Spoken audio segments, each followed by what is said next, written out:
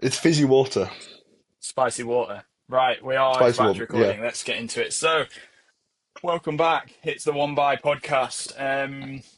We've had 6 months off for reasons for reasons we're going to get into. But first of all, lads, how are we? Yeah, not too bad. Thanks. How are you? Yeah. All right. Just a bit short of Samuel, breath. Samuel, you look like you're filming on a potato. I don't know if it's just us that are seeing it super pixelated or what, but I'm seeing you super pixelated. you're seeing us pixelated. Oh, good. It's Yeah. probably fine then. Just be your I Wi-Fi. can hear yous like perfectly, but yeah, Space for radio. pixelation. So, do you want to tell everyone where you are in the world? I am in font again. Uh, yeah, with Lucy and Tipper, and seemingly We can't hear ninety you. percent of the, The notorious mounted Wi-Fi is coming in again, isn't Yeah, it? getting in proper. Yeah, you can't hear me. it's it's usually Tom, but in this case it's Sam. Like, Fuck's sake. go and Oh, sit next to can the you? router. I can't because it's the front room. Tell Lisa to get off What do you mean Instagram. it's the front room? Yeah, tell Lucy to stop ripping through Tinder. All right, I'll try and hotspot my phone. Okay, well, you're having tech issues. Tom, where are you in the world? I'm in Derby. Yeah, I'm living in Yeah, Derby now at my parents' house for a little bit. That's me and Sean settle in, find somewhere to live, get used to the training and everything. So yeah, nice. How are you finding the change from it's not. Leeds? It's like obviously I miss Leeds. Like I was there for 15 years, so still getting used to the change and like moving back in with the parents. Like it's really nice. Like really grateful that they've let us stay, but obviously you just got to get used to not having as much space and stuff as past. But Yeah, like I must admit, the Peak District is a special place to train. I reckon, as yeah, you know, you're kind of the west side of it, aren't you? yeah. I grew up on the other same range, just the Yeah, other but end. it's really nice. Enjoying it a lot, and we've had Yeah, an exceptional spring summer. I'd say in terms of weather. yeah. I've never seen The it so weather. dry. The Yeah, reservoirs are like yeah. so Agree. low. Which you can't complain too much, but yeah, Yeah, I think the past couple of years have been a bit underwhelming, whereas this year's been super sunny for the yeah, majority. And even when it rains a little bit, it's like showers. And like that day we went yeah, out last week and did some riding and some filming, and yeah, it was just like we got a bit wet for 20 minutes yeah. and then it just kind of came Yeah, back it's on. been that they're the only bad days, and even then, it's like you get wet for half an hour at a time, and then you dry out, and it still stayed warm. Yeah. So yeah, um, it's been all right. But you've been around traveling as well on your bike. Obviously, you'll talk about other stuff later on, Yeah. but go Yeah, I've been tell riding a everyone. lot. I'm Yeah, averaging like tell people 600. where you've been and your the best bit. I've been averaging like Yeah, 600k that's a mad. week for about 8 weeks, which has been good Yeah, fun on my new gravel bike. And I've now got a set of parkour road wheels for it. So it's got like road bike and gravel nice. bike. It's so Yeah. nice. Did you get your chain? Did And you a get your chain 44, ring changed as well? yeah, I was just gonna say I've got 44 tooth Nice. now, and 165 crank. So like it's a bit lighter, like a bit Mm, easier to pedal, but the 44 gives me a few more gears. So enjoying that a lot. oh, sweet. And a power meter, which shows that I'm actually riding quite hard and just not going Oh. anywhere. The other day, I did a gravel ride around Huddersfield. You're like this on Monday, so I did about 4.5 hours, normalized 250 watts, and averaged 16k an hour. What? Oh my god. Yeah, it was so Yeah. brutal. Like, I'm not that heavy. It's just like What such was the hard going elevation on the gain? gravel. Because it's hilly around there, isn't it? Let me find the stats. Yeah, it's super savage, and you're like on little. I was on proper little mountain Yeah. bike single track, um, just getting my I head kicked saw in. that there was a tornado that way a couple of weeks ago. Well, it was What, in Marsden. the It Peak was near where District? like Lewis, our mate, he used to be at uni with us and stuff. He lives in Marsden, which is not too far from Huddersfield. And it was in the news. It was like there was a Yeah, tornado. Maybe it was you just like ripping around the trails. yeah, exactly. Just causing Yeah, too much. I've just got too much power, yeah. you see. Here we go. So I did 74K. My moving time was 4 hours 35, and the elevation was 1,850 Oh meters. wow. Yeah. Yeah, you can tell the And I would trails are say by the slow. second, Those trails must be yeah, the slow. second half of that was road as well, where I was doing like 25K an Yeah. hour. Um, yeah, it was quite brutal. Good fun though. Oh yeah. I'm enjoying the gravel There's life.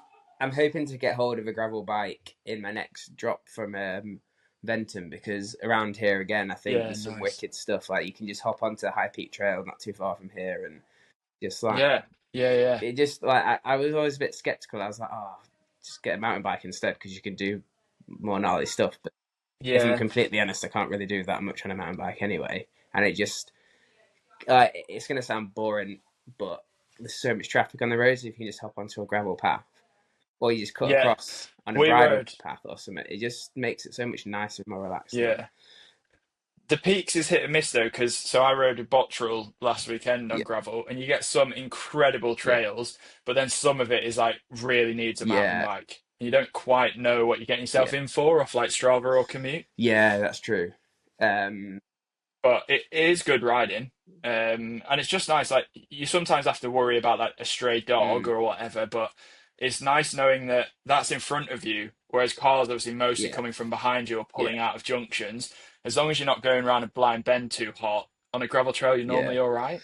Yeah, something Um, I'm definitely interested in. And like I guess you've only started doing it properly this summer, but what do you think about over the winter? Do you reckon yeah, you'll be able to still do it at winter time? I think no, I think I'm just going to ride the gravel wheels on Yeah. the road through winter because it. Well, you rode with me on the gravel They're wheels, pretty like it fast, yeah. rolls Yeah. really well. Yeah. Yeah, and the state of the roads in the UK in the winter, a gravel bike just gives you more Bit more security. security. Yeah. Have you Um, got like yeah, and would you be able to fit mud guards on and stuff? Or do you reckon you I think so, yeah, because I've put a pannier on it, haven't yeah, I? so you So tread like I've them got out, tail yeah. fin, so yeah, so it shouldn't be too hard to get a Mm. mud guard. Although I never ride with people, so I'm not sure why I'd need No, that. you probably won't. Yeah. Oh, is in a different Are you location. outside? Nah, I he's keep laughing that it anything. says at Sam Forecock from when I set it up as that name. Oh, I don't know if the viewers can see that. He can obviously hear us because he's having a little giggle. he's moving like every 20 Simon, seconds. are we in? Are So we not in? We're just I'm going to just have to sat crack on watching him without you, Sam. grinning. Yeah, the same. Yeah, it's like frozen on him grinning away. I don't know because obviously it records to his phone and then uploads. I don't know if the viewers will be able to see what we can, I've but I'll I've screenshot screenshot it. well. Yeah, yeah, yeah. Yeah. So how's the talk people through the training setup in Derby then? Who are you training with? Where are you doing most of your training? Um, me and Sean have joined in with Steve Lloyd's group, who's based from Nottingham Uni.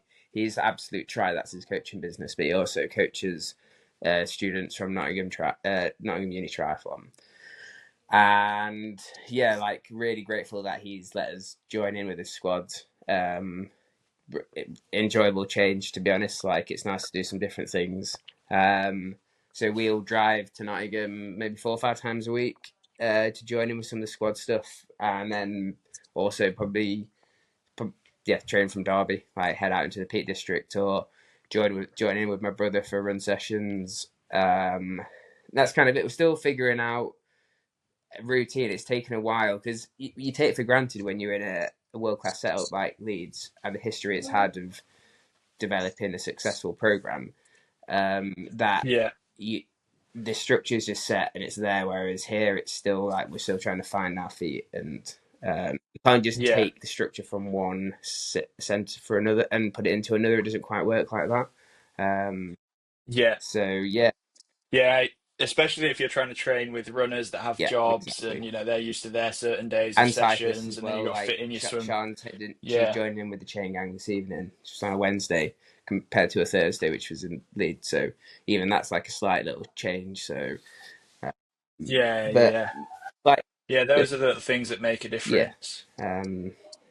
joined Pure Gym as well, which is quite fun. Oh, Yeah, nice. just Yeah, nice to go into a gym and like literally be no one, and you just like you can just get on with your own thing. In fact, you yeah, look kind of stupid doing your triathlon exercises, which is generally just like calf raises and stupid yeah, things, whereas people are actually seriously yeah, good in the yeah, gym. I might have actually mentioned this before, but yeah, I yeah, quite like it. You're like that. David Lloyd must be a yeah. bit like that though. It is. It's quite bougie. Yeah. Like people really, there's a lot of like fake influencers in there and people that Mm, really fancy mm, themselves.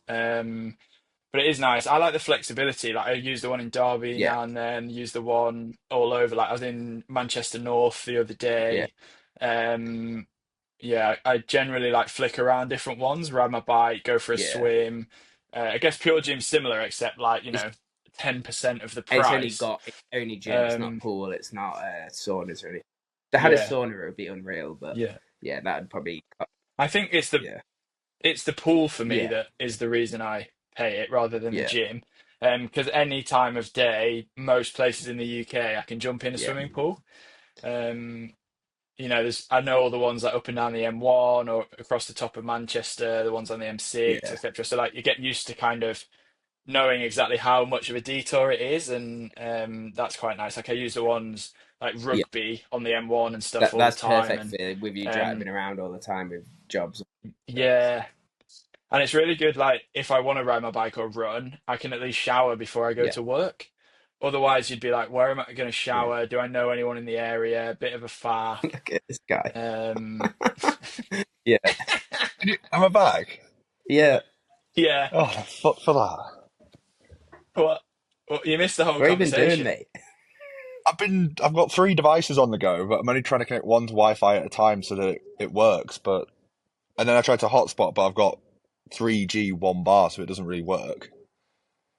That's why you've got no internet, 'cause you've got three No, but devices I'm on only the having go. one connected at a time, and I'm trying to work out which one's best.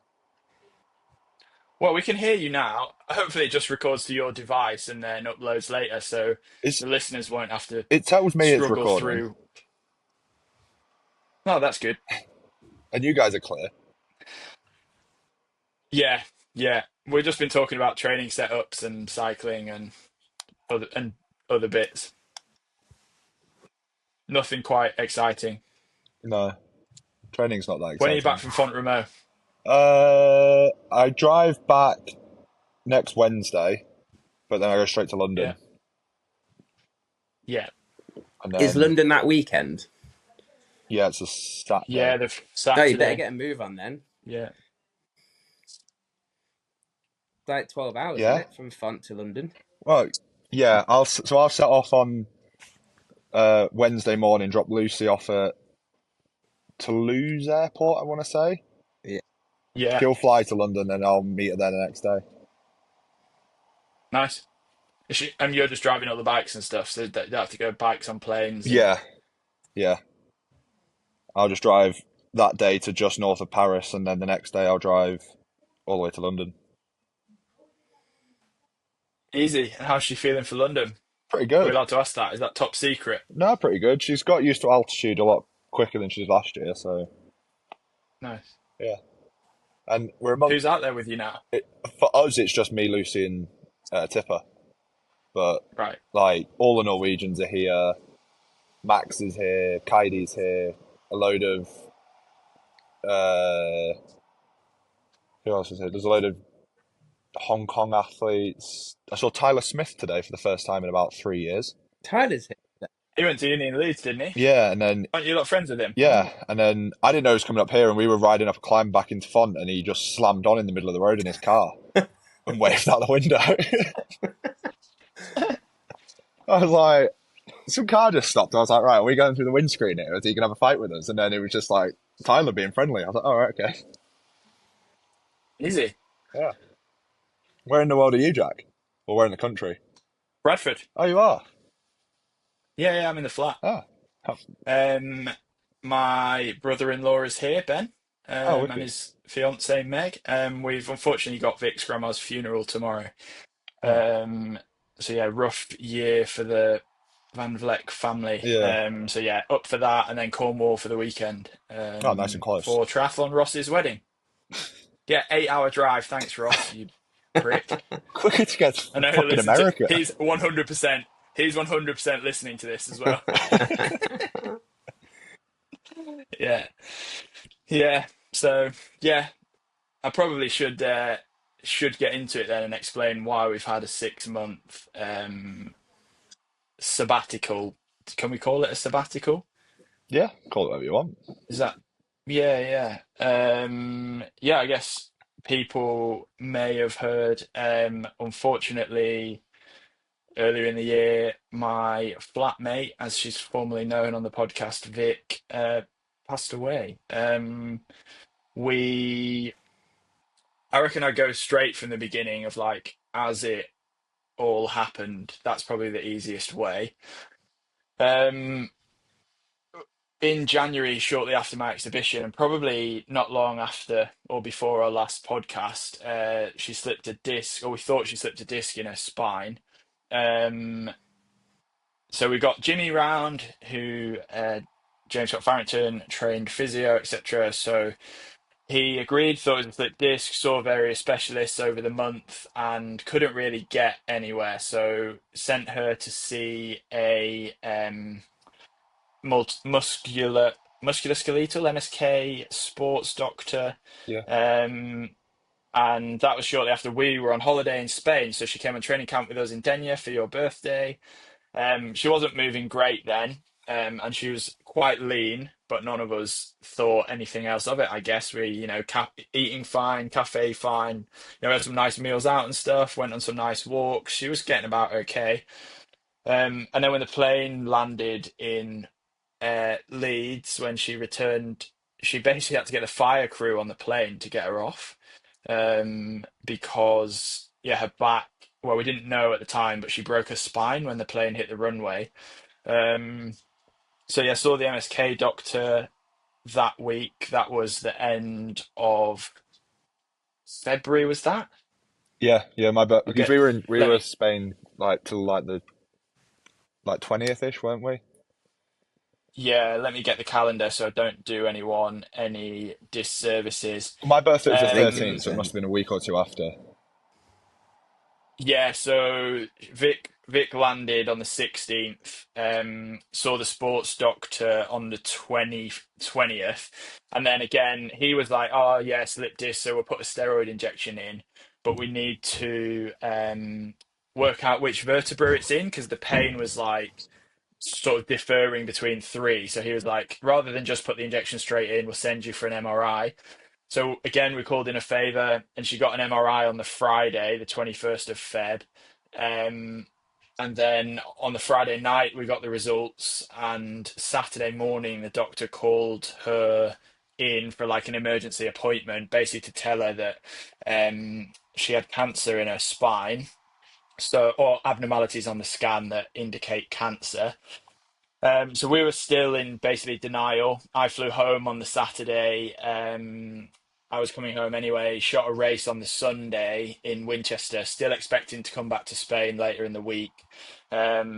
Got the train back to Leeds Sunday night to be with Vic, and then we had Monday, Tuesday, a, a few rounds of appointments at GP and stuff. And then on the Tuesday, we got referred into the cancer of unknown primary team, um, which basically means you've got stage four cancer and they need to work out where it's starting. So pretty brutal way to start. So that's Tuesday, 25th of Feb. And that started the what we now know to be the 45-day timer that Vic had. So yes, it was CT scan that day. So this confirmed that it was in her spine and liver, which didn't look great. And then on the Sunday, she had a we had a bit pretty bumpy week in and out of hospital with various calcium went really high. She felt really sick. They started her on morphine, so I had to get all that right. So that week was hard. And then on the Sunday, she had a biopsy of her esophagus. an endoscopy with a biopsy, and that confirmed that it was esophageal cancer as the primary. So um, it was all a bit rough from there. And about 4 days later, she asked me to marry her, um, which was nice. Trying not to cry. And then I obviously said yes, which helped. And then we kind of went through the process of doing that, planned a wedding in 6 days. And on March the 11th, she upgraded from flatmate to wife. Quite the jump in a 6 day window, but there we are. Um, Congrats, mate, and for that. so yeah, thanks. Yeah, yeah. You guys were obviously all at the wedding. We had a great day and very different circumstances to usual, but yeah, it was really special. We had a lot of the people. We did. I guess we were sort of in denial and didn't know quite how severe it was then.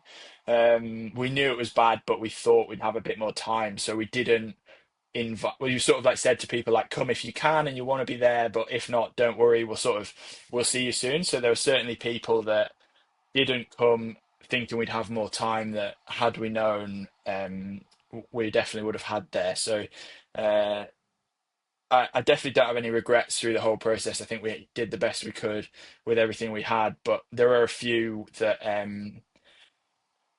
you know, would have been nice to be different. Like a few people there. Tom, there's one with you where we've obviously never spoken about this yet. Like you obviously were quite keen to visit us in the hospital, and Vic was really sick Yeah, that day yeah, when you were in Leeds. And you know, in hindsight, days like that, we'd have just kind of pushed through and seen people rather because again, it was kind of like whenever Vic was feeling sick, we tried to look after her as best we could, so she I, could kind of yeah. I think you fight did the it. right thing there, though, because you've got to Yeah. look after her as as the Of priority. course, Like, but you know, hindsight's a yeah, wonderful thing, right? You know, there are a few people we'd have made sure we yeah, saw under the assumption we had a bit more yeah, time.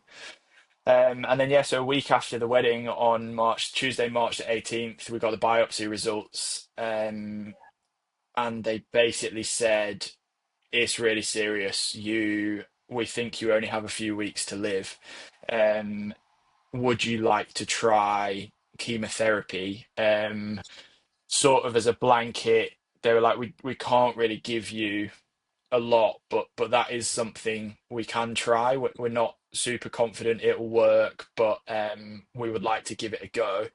And obviously Vic was like, look, if there's any hope at all, we'll take it. So got admitted to hospital from the appointment. I went back to the flat to gather all our things, and we basically both moved into the hospital. I was staying in a little camp bed in the ward, in the room with Vic, and we called it our mini moon, and tried to have a little honeymoon in the Bexley wing in Jimmy's hospital in Leeds, and yeah, it was a pretty brutal week. You try and kid yourself when you're going through it that you know Vic is the 1% that will survive, but the feedback we were getting from the blood tests and stuff was kind of declining the whole way through. So we were in hospital a week. Then we came home for 5 days. The following Tuesday, I think we were at home until Sunday, and then from Sunday we readmitted ourselves to hospital because home just wasn't the right space. We were actually in the room I'm in now. Vic was in here in a hospital bed, obviously still with a broken spine and losing weight really quick, so wasn't very mobile. And then getting visitors and stuff in the flat was just really stressful. Whereas in the hospital, we had like a big spacious room. There's cafes for people to go and sit in while they wait for Vic to nap, and it's just a much better space. So we kind of like readmitted ourselves because they were happy to have us and had space. We're quite lucky in that regard.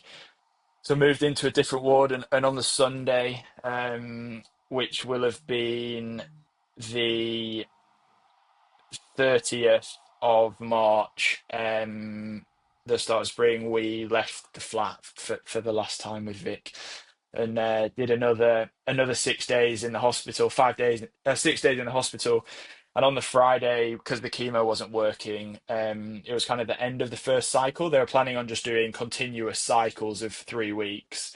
We kind of all made the decision with the doctors that we weren't going to start a second round. And Vic was going to be moved to end of life care. Obviously, they would have they let you, if you want to take more drugs, take more drugs, but it would only have shortened her window as such. So yeah, moved into St Gemma's Hospital in Leeds on the Saturday, the 5th of April, and yeah, that was it. Then we had 6 incredible days in the hospice, and yeah, Vic passed at 13 minutes past 8 on Friday the 11th, and yeah, it's been quite the whirlwind since then. It was the whirlwind through it, but yeah, not what you expect at 31, 32, or how you envisage spending your life when you pick a partner. So yeah, it's been a bit rough, but obviously we haven't recorded because of that. There are many things I haven't done, as I try and work out what the new normal is, and what the future looks like, and things like that. I've been back doing a bit of work, like I did the Outlaws, and been shooting with the clients that are important to me and I would consider friends, and but haven't really done anything outside of that kind of safe space. So um, yeah, I guess that's the timeline as it happened. Have Um, you I don't know. said all of that out loud in one go before? Yeah, Because you said that really, really well. yeah. It kind of I've done it quite a few times because a lot of people just haven't interacted with me or with Vic at all through the whole process. So they kind of arrive at, oh my God, Vic's gone, or oh my God, Vic's on end of life care. Yeah, Where has this come from and how has this started? So and there's quite a few people like my therapist and stuff, is like yeah, I guess, have yeah. to just lay it out from the start. This is where I'm at. This is the timeline, and the same with a few people. I'm doing some like communications with various charities and things, trying to help spread awareness and improve stuff for other That's people. one of the And I incredible things think, you've managed to do, or you and Vic raised so yeah, much money for the charities. Um, that was that was amazing. To be fair, like how y- much is yeah, it that still going up? How is it?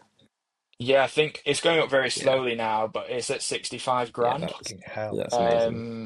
And then we did that in a month basically from the wedding. Yeah, we did 30 grand for Leeds teaching hospitals. And then Vic made the decision. She was like, I want to close that and move it to St. Mm, Gemma's. Because I think I got the figure from St. Gemma's, but I think it costs like £500 a day or something per wow. patient.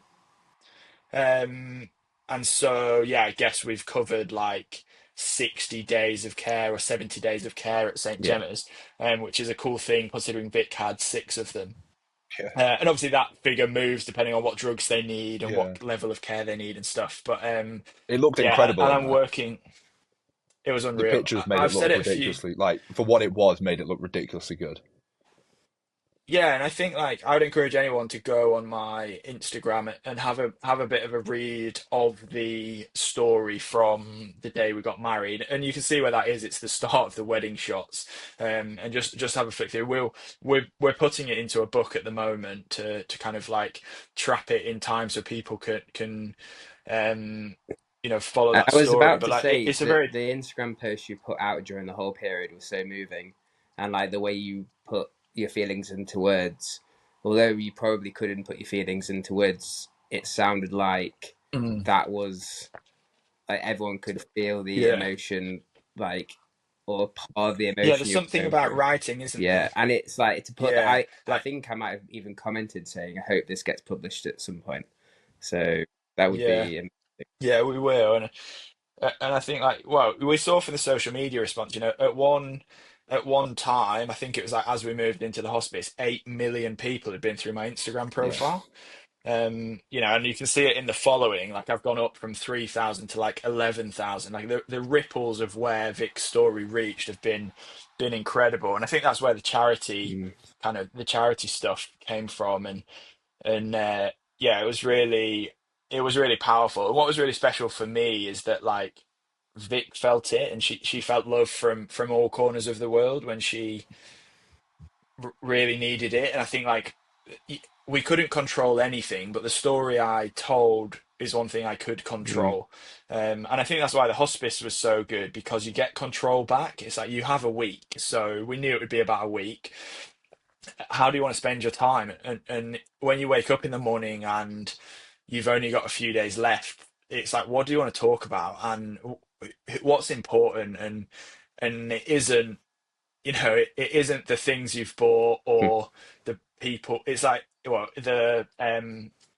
it is just the people, the experiences you've had, the people you've shared it with, and they're the things you reminisce on, um not like, how fast you went in an Ironman, or like which is the world we all live in. And yeah, it was that. I think that's why the week was so special, and I've said it to a few people. I think from it, this is so weird and very paradoxical, but from Wednesday to Wednesday, uh, April the 9th, 2nd to 9th, I think it was one of the best weeks of my life. Oh, And I think just definitely. because you just have so many incredible interactions with people that you just don't have otherwise, because it's hard to tell your mates you love them or whatever, or like say bye to people or make space to have beautiful conversations. And in the hospice, it was just like, we just need to enjoy this as much as possible. We had our family close and Vic's best mates close, and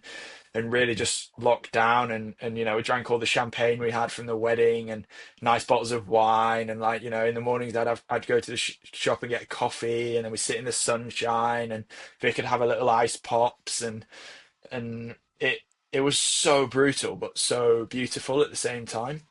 um yeah, it's just obviously like rough that then it kind of ends. And I was there when Vic passed, and was the only person that the only person that saw it. And yeah, I don't think those moments will ever leave me. But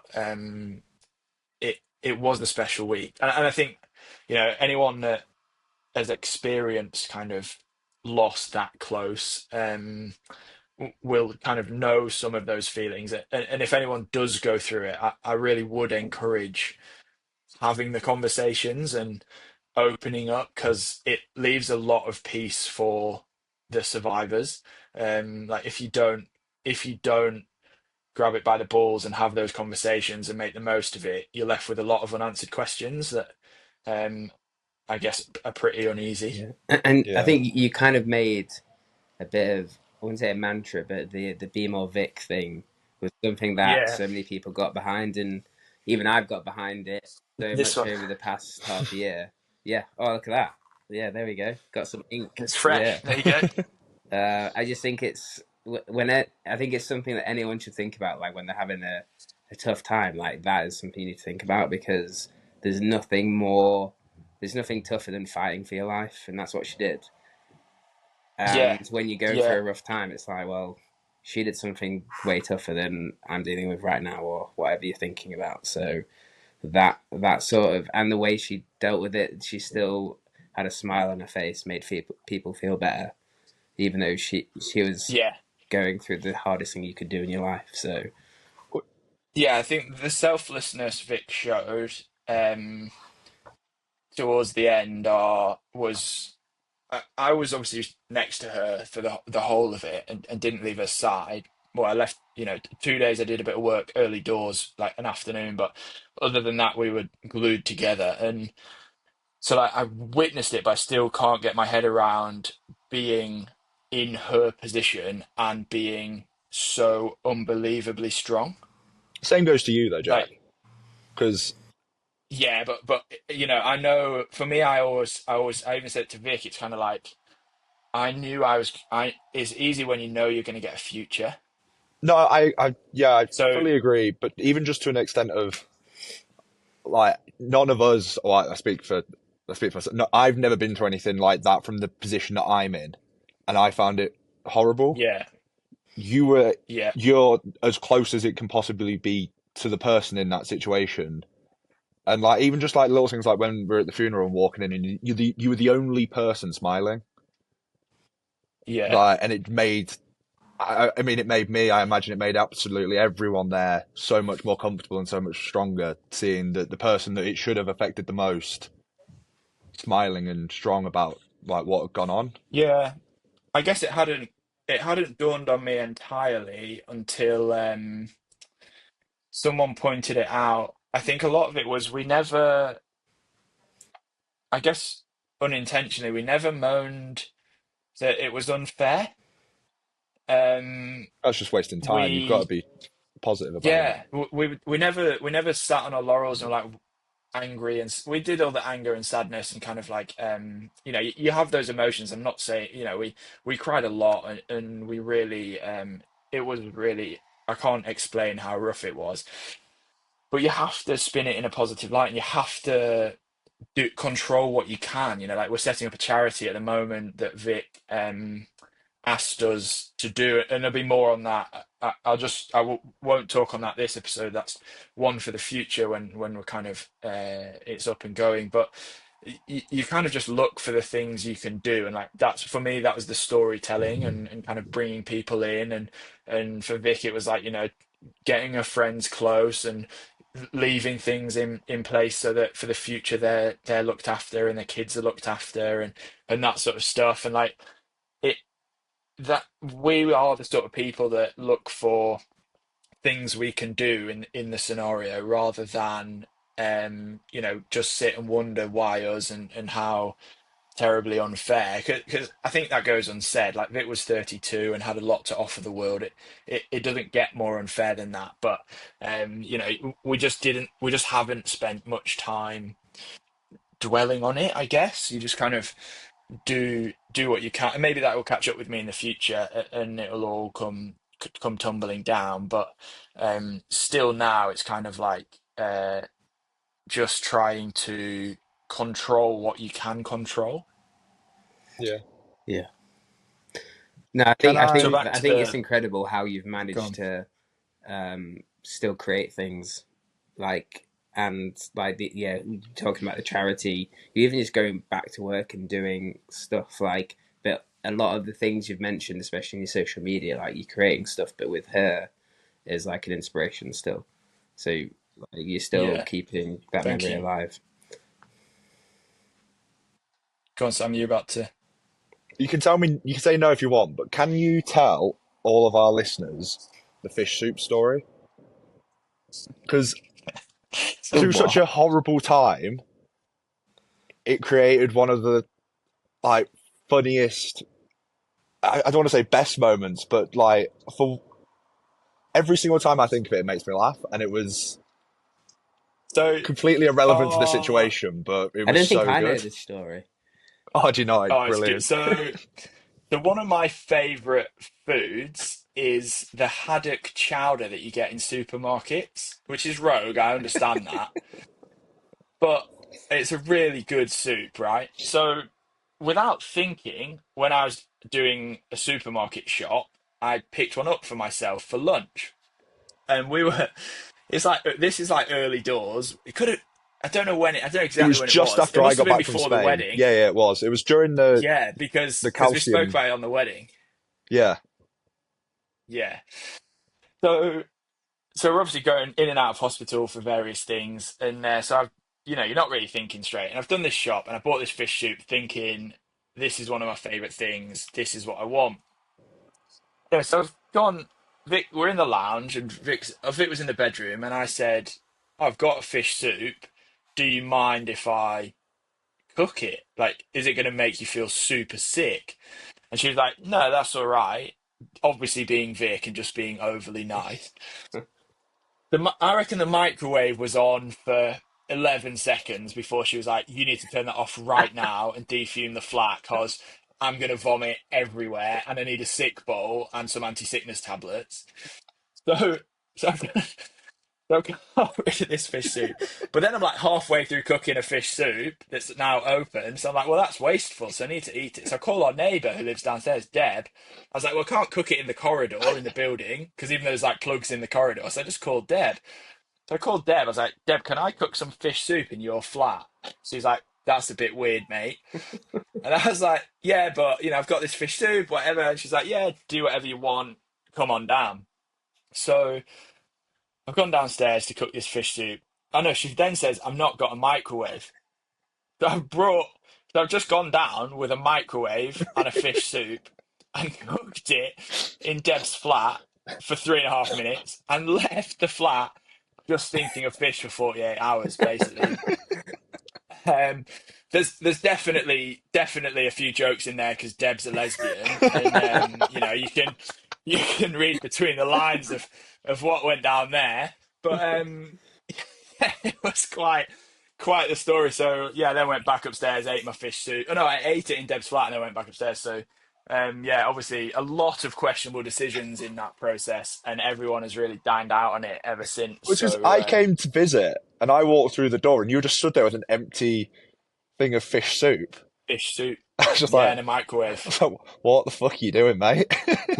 It was good. It I was was like, I good. know times are hard, but Yeah, this is weird. yeah, exactly. And so yeah, it's pretty funny. So there's the fish soup I'm story. glad But that's on the yeah, internet now. I probably should go back to Tom's point about the Be More Vic thing.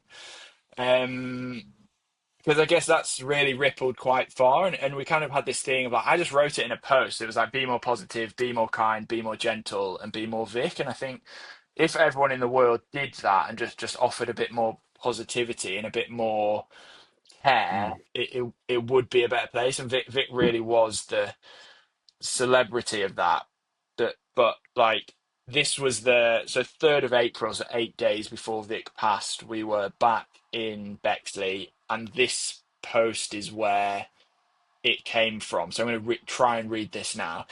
Um, so as Vic sleeps as I watch, the lights dance on the ceiling and the soft music soothes my ears. I'm so at peace by her side that nothing else in the world matters, and my mind drifts. It drifts to the messages and love we've received, the many people that think of us through the day, and the change we could see in this tiny corner of the world. And I wonder, if I was to go out into the world today, if I was to leave Vic's side just for a moment, what presence would I bring and what person would I be? And I know I would be slow and meaningful. I would spend less time rushing around, getting angry at the car in front or at the person in my way. And I would act with positivity and promise, radiate happiness where I can, pour from the cup for free. Little gestures, a well placed smile, and an easy question. And I'd tell the stranger that they're doing great. I'd remind my friends I love them. I'd stop to help the human in need, and I'd smile at the cashier and ask them how their day is, ask them if they're all right. These are the habits that over the years I've slowly inherited, not by accident and not intentionally, just from surrounding myself with one of the world's most beautiful souls, just by surrounding myself with Vic. So this weekend, do a little something for us. Be more Vic. The world needs it. Yeah. How many people read that post? Um, Probably a few. Uh, Insights, 270,000. Fucking hell. And that was right Yeah. at the start as well. Well, it was April the 3rd or whatever I said, so 8 days out. Yeah. We were second visit to the hospital, but that's where the Be More Vic came from. Was that kind of like just reminding people and to just make a little bit of change and yeah, that was in the middle of us raising the money for charity and that was still exploding. And I think, like, as I said earlier, I say again, like, it was special that Vic saw the impact she had and the change she made in wider than just our circle of friends. Like, we'll all miss Vic forever and remember her, whereas strangers on the internet that didn't know her, that think of her through the day, it is a special thing that not many people could replicate, I guess. Mm. Yeah. Yeah. It definitely helped like you. Yeah, it inspired you to kind of be a nice person to people, be a better person, but it also think it Yeah, helped you be a better person yourself as well. Like to not to yeah, obviously try and be nice to someone who, yeah, or like say you're driving and you get frustrated and you're like, no, like let just take a step back. Maybe they're having a bad day, but also when you make yourself identify that, yeah, sometimes you're not having the best day yourself, but then you're like, but turn it around and help other people around you feel better and stuff. So yeah, yeah, yeah, that yeah. was a huge inspiration for me anyway, especially yeah over the past kind of half a year or well a quarter of a year or something. Yeah, I was gonna say it's not even yet. Yeah, that's the maddest thing is that like, we're not even at 6 months since Vic was Yeah, diagnosed, Yeah. which is just like crazy. It feels like 4 mm. years, That Spain camp feels like forever ago. a lifetime. But Yeah, you've done yeah, real so well, lifetime. like trying to get back into the life that you were leaving before, and I'm sure she'd be proud of that effort that you've done as well. Like I know it must have Thanks, been mate. it must be so hard, but like you're there at Outlaw all weekend, making people smile, taking photos Yeah, of them, giving them memories. So like that's yeah, that's what you do. So it's been yeah. I think it isn't easy, and I'm certainly nowhere near. Well, I don't know if I'll ever be back to kind of where I was before, but it that they're the promises I made to Vic that I would carry on and would do what I can and hence the charity. That will be a really cool thing and give me a lot of purpose and I'm sure all of us will get involved with that in different capacities as we go through the next years and that's set up. But yeah, it's almost like it feels like you kind of it's the same the whole way through. I don't feel like I've done anything out of the ordinary or, anything that anyone else wouldn't have done. It's just, and I wouldn't wish it on anyone to be dealt the set of cards we've been dealt. But I just feel like I'm just doing what I can with what I have. And I guess we'd all do the same. How was Outlaw? How's it like working and how has everyone been It's all right. Like everyone the been first good? one was everyone's been amazing. Yeah, you should say that from the off. The whole of the triathlon community that I've interacted with has been phenomenal. It's been a lot. I knew it was going to be a lot. There's like people have written like things for Vic on their hands and it's on people's kit and it's like through the season it's really been very prominent and a constant reminder. But yeah, I guess that also, as hard as that is, and I've cried a lot on the start line and stuff, and there's times when I've been on the side of the course sort of crying, and but it's brought some really beautiful moments and interacted with like people running past me on the course and just like saying they're just being more Vic and stuff. That's a special thing if difficult, but yeah, it's been cool, and I think the feedback from the community has been what's driving me forward. And I started with the gig to improve memories for people, and if some of that memory is tied up in kind of my situation as well, then that's certainly not a bad thing. And shout out to Outlaw themselves. They've been nothing short of phenomenal, as they have been my whole career, I guess. So they've always kind of trusted me and given me everything I need. So it wasn't a surprise that they, yeah, were great with me. Ian Hamilton's a close friend of ours. He was at our wedding and was at our funeral, at Vic's funeral, and he certainly got my back. So It's definitely pulled people from triathlon closer together, which is yeah, it's been interesting hearing some of the stories of people that are like out on a ride or whatever, and it kind of comes up in conversation. I'm sure there are way more than I know about, but um, even like I guess someone like Yuri, who I only know through you guys and this podcast, messages me quite regularly now. Checking in, and he's just the most prominent example. There are quite a few people that. Um, I- I won't name names, but like have been speaking about it, and I've heard they've been on a ride or they've bumped into someone, and a few degrees detached. They barely even know me, let alone Vic. So yeah, and I guess that's what we wanted, is just not to be spoken about, just people to, like Tom says, just kind of think a bit differently and just slow down and just approach the world a bit better. And if your run session goes shit, not spend the next 3 days crying about it. Just like, cool, well, I've done what I can and I'm still here, so I'm going to crack on. Yeah. Such an important message. Like, and yeah. It wouldn't surprise me if Like there's loads of people who've got to finish I, lines yeah. not happy with their performance who've Yeah. thought of the bigger picture because of it. I remember you posting about Yeah. that, Jack. Actually, I can't remember what race it was, but London. yeah, it was just like, yeah, exactly. It was like, because Vic was supposed to do that, wasn't she?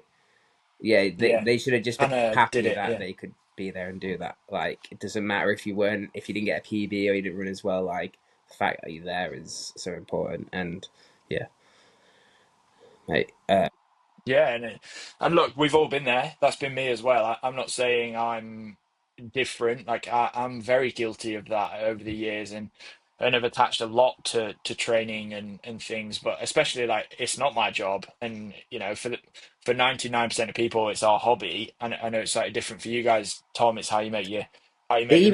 But even so, like if I have a bad day, or like Roth was a perfect example. Like I had BMR Vic on my tri suit, and I knew going into the race it wasn't going to be the best day. And there were moments in that race where I was like, I'm just going to step off, and I was like, no, I can't do that because I've got that on my tri suit, and it did get me through a lot of the race when I was going through a tough time. And I think it's important that, okay, it might be a career, but only for a certain point in your life. It's not the whole of your life, and there's other people around. it's a powerful message. Yeah, really good. Really. Well, I think that's a nice spot to end. Yeah. Yeah, I think you've spoken incredibly about that. Thanks, mate. So I guess we'll try and get back to something a bit more normal, talk some shit, and enjoy catching up each week. It feels more prominent now than ever. I certainly miss having a beer, coming on here and slamming everyone. So Yeah. I feel like as the calendar allows, we'll try and get back to a bit more of that. I feel like the triathlon community's missed a good podcast. Yeah, for sure. Yeah. There's some others knocking Bring around, back but they the don't one quite by. cut it. For a second there, I thought you said The some mothers and mothers kids. knocking around. Yeah, They the do mothers listen. have missed. I was going to say the mothers have missed the One by podcast. Yeah. It is back. Yeah, Kieran, exactly. Yeah. Oh, Well, okay. Before we, so Kieran wears Crocs. I know this is supposed to be yeah. I've but never seen Crocs Kieran, have released a I've carbon never seen running Kieran shoe. wear Crocs. He just wears. What? Yeah, I sent it to Kieran Skechers. today. I was like, you need to get these. So coming soon might be Kieran Linda's running around in Skechers. Oh no, sorry, Skechers, not Crocs. I got you Kieran, if you anyone wear wears Crocs. You're that I'm weirdo. now a croc convert. Yeah, you're Yeah, also that yeah. weirdo. Yeah. Yeah. Well, I don't knock it till you remember tried it. I was in. We were in Miami one time. We took him to an outlet skate shop. We tried to get him to buy some Vans. Yeah. Kieran Yeah. does wear Skechers. Never seen them since.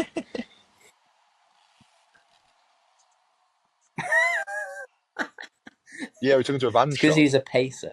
Yeah, we made him He's buy just two up and pairs. down walking. You know, he told me he wore them out over the past 2 years, so he needs to get some more. Yeah. Good Unreal. idea. Yeah, exactly. It's not too many kick flips. Well, we'll jump on All next right, week yeah, and talk catch about you soon. Leeds. Take care, guys. Yes, yeah, We'll pencil that one in. yeah. But right, well, cheers, lads, and we will catch up soon. Yeah, mega. I'm just going to stop that, and then don't worry